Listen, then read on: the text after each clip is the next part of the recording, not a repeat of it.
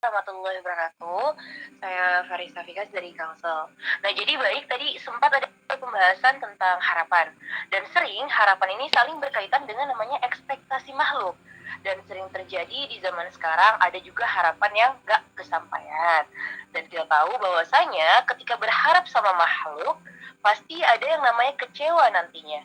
Dan juga sering ada ekspektasi nggak sesuai realita. Dan kalau kita kembali kepada ilmu yang kita pernah pelajari, manusia itu kan makhluk sosial yang paling membutuhkan. Lantas Ustadz, bagaimana cara yang tepat untuk mengontrol harapan ataupun ekspektasi kita kepada makhluk dan menyandarkan semuanya hanya kepada Allah Subhanahu wa taala agar hati kita ini tidak goyah? Dan bagaimana caranya kita ikhlas menerima dengan lapang apapun yang menghampiri hidup kita? Karena kadang kenyataannya hati dan pikiran sering tidak sejalan, Ustadz. Barakallahu fiik.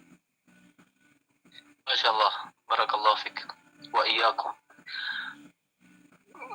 Tanya hati kita. Jawabannya itu tanya hati kita. Dalam kitab Al-Hikam juga, ini masih tasawuf ya, Ibnu Athaillah Sekandiri mengatakan, "Idza turidu an ta'rifa qadruka indallahi fanzur fi madza yaqimuk."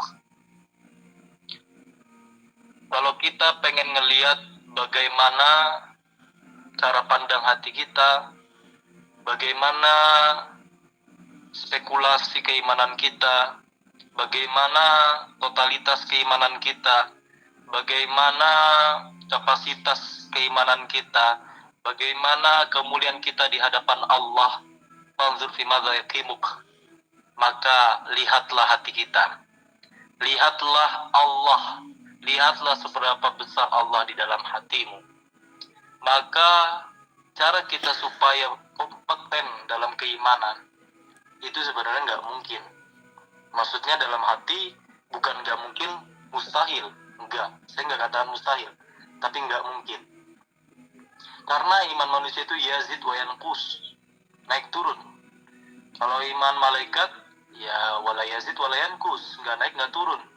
Imannya Nabi, yazid wala yanqus, naik nggak turun. Kalau kita naik turun, bagaimana cara kita mengontrol itu? Dengan lihat hati kita, dengan senantiasa menjaga Allah besar dalam hati kita.